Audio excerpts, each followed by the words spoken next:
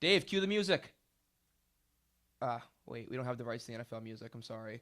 You know, it's the dun dun dun dun dun dun dun dun because it's football season, right? I can hear everybody. Yeah, we're all excited. Woo! I'm pumped. I know you guys are pumped. Welcome to Trigger Sports. I'm Jared Chandler, and yeah, again, no show. Who knows what this kid does? I have no idea what he does on a daily basis, but I love him. I love to hate him, hate to love him. Anyway, let's move on with things. Like I said, it's football season, everybody. Today, Friday, July 21st. Yeah, July 21st. The Arizona Cardinals report at the training camp. Tomorrow, July 22nd, the Dallas Cowboys, my Dallas Cowboys, report to training camp.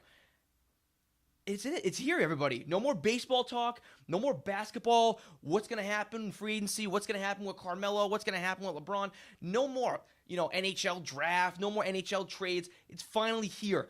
Yes, we all knew what happened in the Super Bowl in February. The Patriots came back from a 25-point deficit. Biggest one in ever.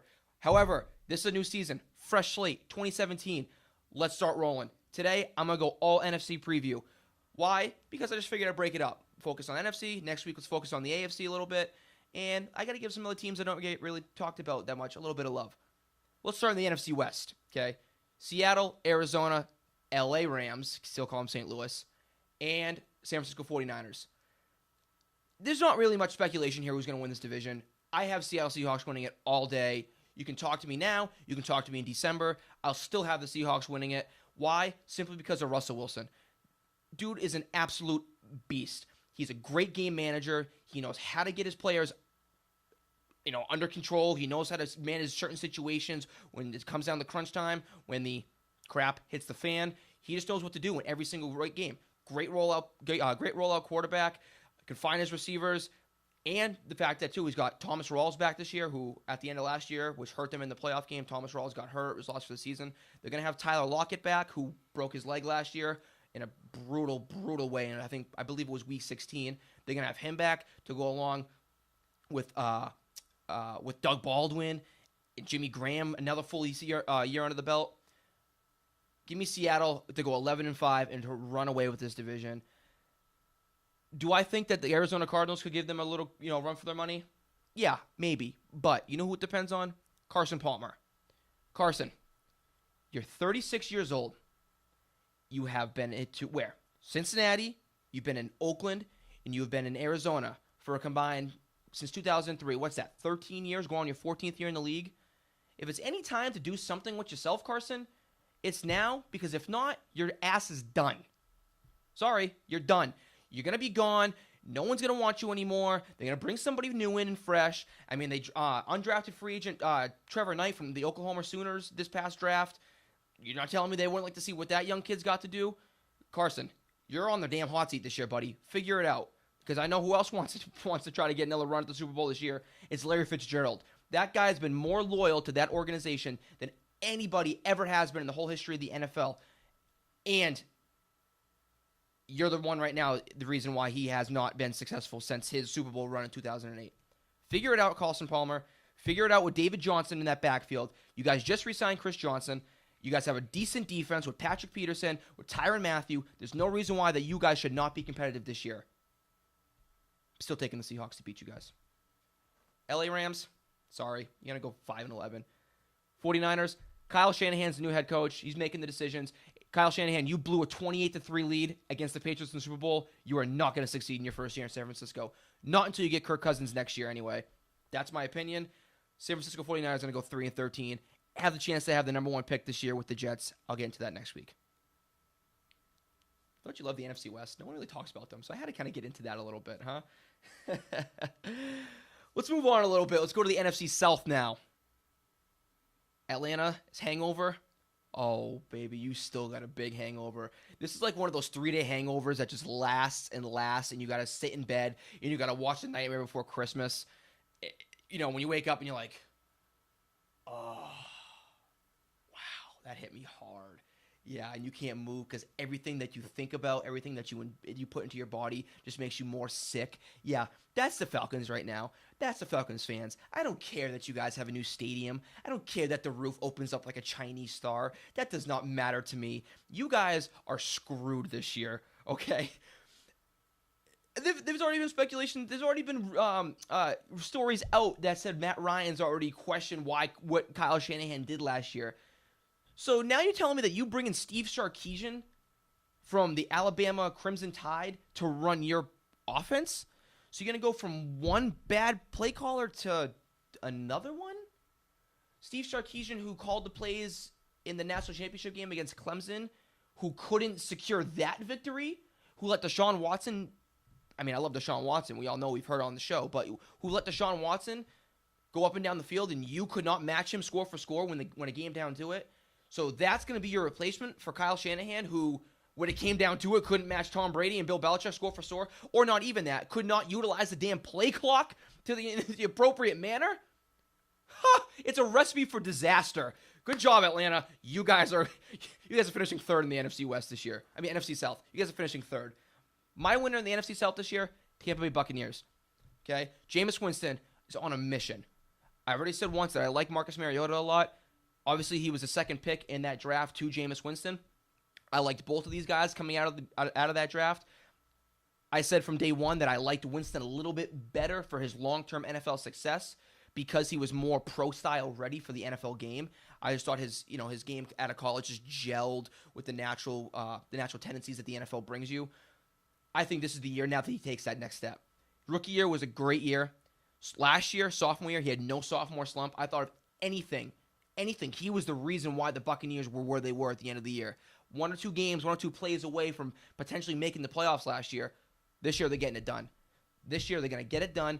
I believe they're going to win the division at a 10-6 record. Deshaun Jackson comes in now to team up with Mike Evans. You got a healthy Doug Martin in the backfield this year.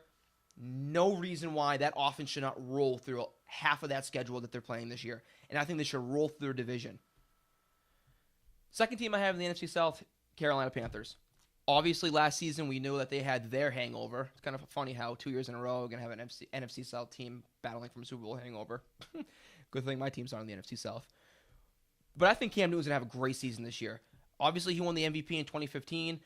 We know why he won the MVP. He's more than capable of silencing all of his critics. He's got help this year. They went out and drafted Christian McCaffrey from Stanford, who I think this kid's going to be a stud, everybody.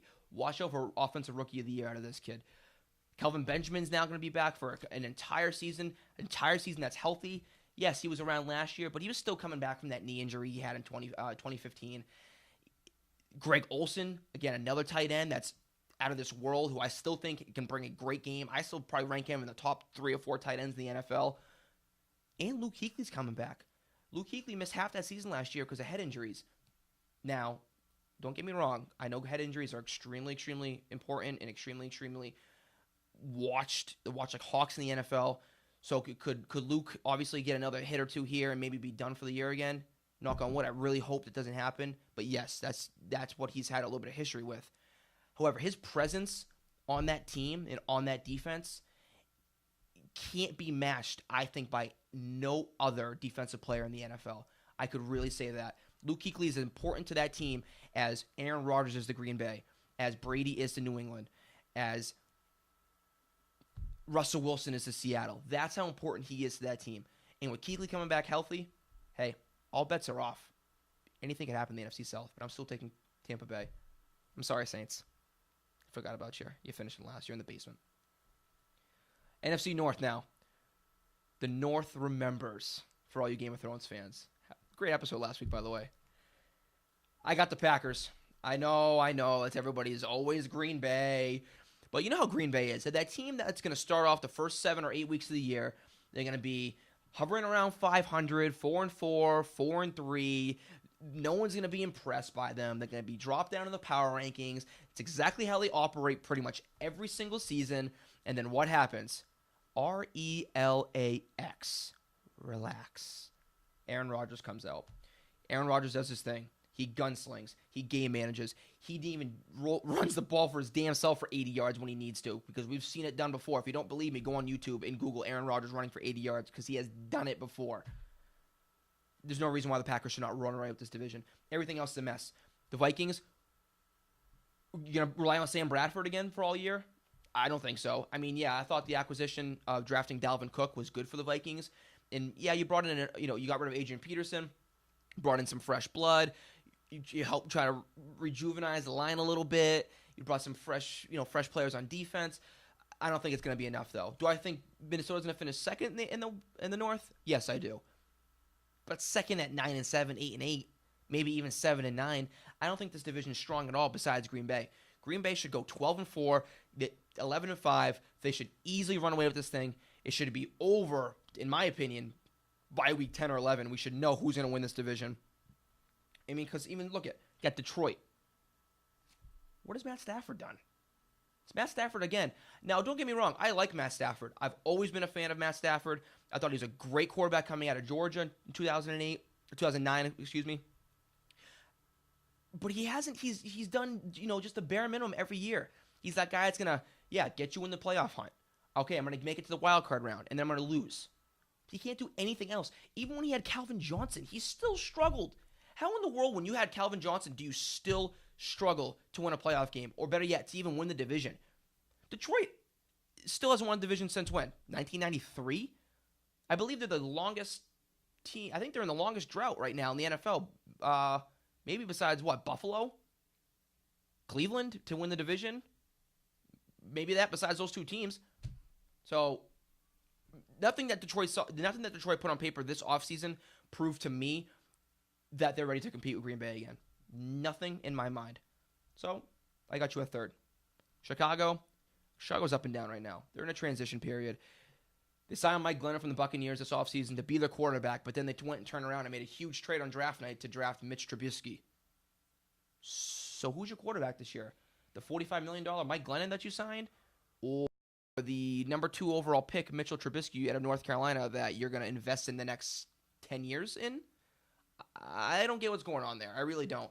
I love Jordan Howard. I think that kid's a beast running back. But Alshon Jeffrey's gone. So who now is your go-to wide receivers for those young quarterbacks? You're just going to hand off the ball to Howard 30, 35 times a game? That's going to obviously add up on his part in the end of the day. So in my eyes, Chicago's going to be one of those teams, again, cellar dwellers.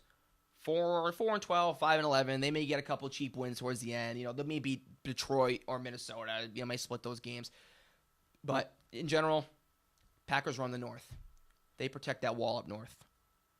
I know, more cheesy Game of Thrones puns. Let's go to the NFC East. Let's go to my division. Now, out of all the divisions in the NFC, this one, I believe, is going to be the most interesting in how it plays out. Huge question marks. How's Carson Wentz going to do in his second year in Philadelphia? Is he going to grow on his rookie season, which honestly I thought was pretty impressive. I didn't think Carson Wentz played that bad at all last year for a rookie. His first 3 games, he obviously went 3-0. He kind of had me nervous a little bit, but then he kind of had a little downhill spiral. He kind of hit that little rookie wall. Yeah. But the Eagles brought in Alshon Jeffrey to help him out. So does that now bump Carson Wentz up to the next tier, or does he have a sophomore slump? Going off of that now, the Cowboys. Does Dak Prescott have a sophomore slump? He had an even better rookie season. Arguably the best rookie season out of any NFL quarterback to ever have. But again, he had a ton of help last year. He still has that help. He's got Zeke in the backfield. He's got Dez. Obviously, Terrence Williams. Jason Witten is still around. That O-line can speak for itself. We all know how great that O-line is. But now, with Tony Romo out of the window, okay, he's in the back rear view. He's with Jim Nantz doing his golf thing, doing commentating on Fox.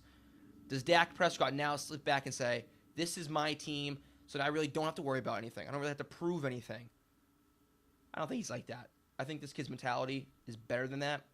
And I think he is going to not run the division. I can't say that. But I think he's going to win this division. Now, is he going to win it by himself? No, because we know who's in that backfield. Ezekiel Elliott. No reason why suspension pending. We don't know how that's going to happen. There's no reason why I don't think that this kid can't run for close to 2,000 yards. He had 16 and change last year. And if you look at a couple games, his first game against the Giants, he ran for 51 yards.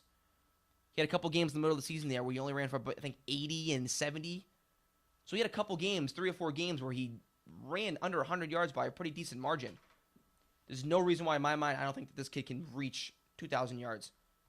monster. Cowboys defense, very young. The acquisitions in the draft with Chidobe Awuzie and Jordan Lewis, I think, will help that secondary. Losing Barry Church, I think, is going to hurt the safety position, but being able to bump Byron Jones over and pretty much start Jeff Heath or Xavier Woods, I don't think they're going to miss a beat. It's young. Atlanta Falcons defense was young last year. They made it to the Super Bowl. I'm not saying the Cowboys making the Super Bowl, but I think there's no reason why that they cannot win the division. However, they have some competition. The Giants are knocking at their doorstep. The Giants worry me a little bit. They acquired Brandon Marshall this year. Odell Beckham. Yes, we all know how Odell Beckham is. I'm sick of hearing his name and that stupid Q-tip head of his. Okay. Sterling Shepard, I think, is a beast. He's a great number 3, number 2 little slot receiver. I think the Giants are going to be there. And their defense is good. Janoris Jenkins is a monster. Damon Harris up the middle. Landon Collins showed last year why he was one of the best safeties in college football a couple years ago when he played for Alabama. The Giants, they do get me a little nervous. But again, I think the Giants are like the Packers. They're one of those teams where for the first half of the season, you don't really know how to rate them. They're going to be hovering around that 500 mark, and then after the second half, they're either going to skyrocket and be where they're supposed to be, or they're going to go down a damn steep hill. So, we'll see. My final standings in the NFC East: Cowboys 11-5, Giants 10-6, Eagles 8-8, and the Redskins are in the basement. Redskins are in the basement because one thing and one thing only: Kirk Cousins' situation has been a mess for the last 2 years. If you guys don't realize that you have your franchise quarterback under center right now and you fail to give him an extension 2 consecutive off seasons, that speaks volume. Speaks volume. The current NFL quarterback, the average quarterback right now is getting $25 million. Stop being cheap, Daniel Snyder. Stop being cheap. Now, I'm not trying to help out the Redskins. I can't stand the Redskins.